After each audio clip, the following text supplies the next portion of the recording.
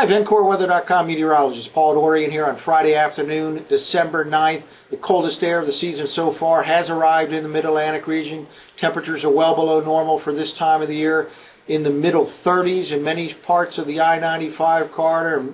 Strong northwest winds are causing even lower wind chill values. There are some snow showers that have formed in and around the I-95 corridor, especially from Philadelphia north and east.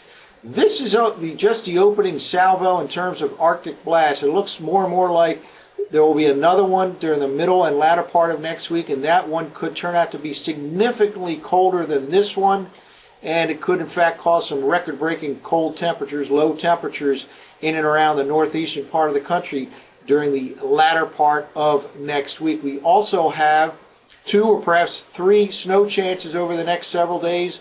The next week or so. The first system could bring some snowfall north of the Pennsylvania-Maryland border late Sunday and Sunday night. A minor accumulation is possible on the order of a coating to an inch or 2, especially in the northern sections of the Philadelphia suburbs. Let's say upper Bucks and Montgomery County.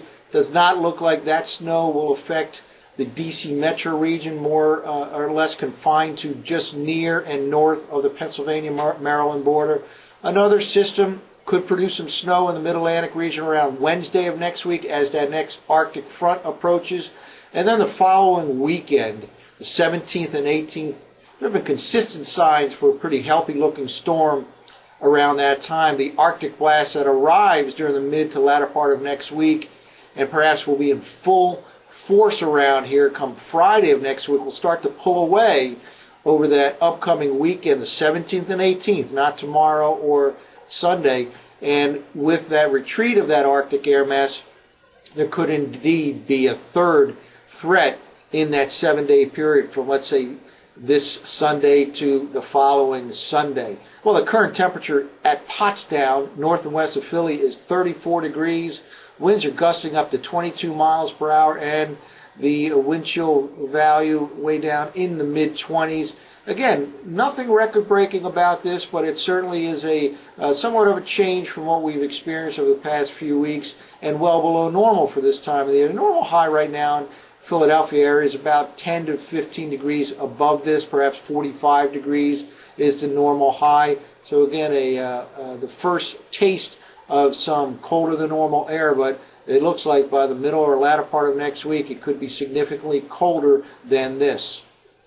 Well, here's a look at the radar loop coming out of the Philadelphia office. Let's get the loop back on here. Okay, now we can see these blue bands here representing snow bands, basically coming from the northwest towards the southeast and primarily confined to areas north and east of Philly. Not so much activity going on south of the Mason-Dixon line. Certainly there can be a snow shower there as well, but over the next couple of hours some snow showers showing up, especially north and east of Philly, across central New Jersey and in towards the New York City metro region.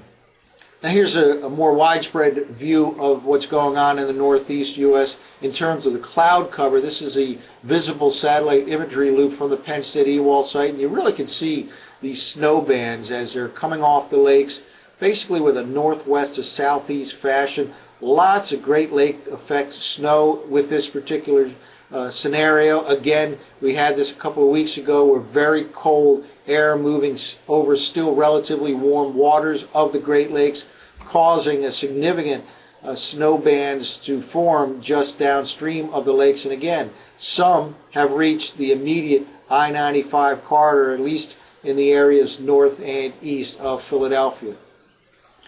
Well, this is the latest 850 millibar. That's about 5,000 feet up in the atmosphere, considered the lower part of the atmosphere. The temperature anomaly pattern from this morning, Friday morning, all the way until next Friday. So the 7-day loop here, and all the blues and purples are colder than normal temperatures, and we start off right here with colder than normal temperatures, and then that last frame there is quite impressive indeed. It is next Friday, and if this verifies, this will be a brutally cold day throughout the northeastern U.S. Basic scenario is for this Arctic blast to, similar to the current one, to drop from southwestern Canada into the northern U.S. and then work its way to the south and east into the Mid-Atlantic region in the Thursday time frame. Again, perhaps the full brunt of this will be felt next Friday. Notice that this last frame right here, there's another one just upstream. So there can be multiple Arctic outbreaks over the next few weeks and increasing chances for snow as we get colder and colder over the next several days. Now, between these Arctic blasts, there will be a brief warm-up. It appears, perhaps just for a day or so, but then that will be followed by temperatures tanking again. So, again, Arctic air pretty much entrenched in the Mid-Atlantic region right now. Looks like another Arctic blast will cross the northern U.S. during the middle part of next week, reaching here in the Wednesday-Thursday time frame. And by Friday, at least according to the European model, it could be very, very cold in the northeastern U.S. Well, let's walk through some forecast maps from the current European model. This is the 12Z European model run. We'll look at the Sunday night, Monday threat, and then the Wednesday threat. And then finally, we'll take a look at the Friday Arctic blast into the northeastern part of the country. This is the Sunday evening forecast map, courtesy WSI. The precipitation on this particular map showing up in gray, and it is not a heavy precipitation event, but notice this blue line here, generally thought of as the rain-snow line, and confined for the most part north of the Mason-Dixon line, the Pennsylvania-Maryland border, the Mason-Dixon line. This most likely in the form of snow to the latter part of the afternoon on Sunday into Sunday evening, again from Pennsylvania-Maryland border up north and east. There is also a band of precipitation here along a trailing frontal system. We'll take a look next at the Monday morning forecast map.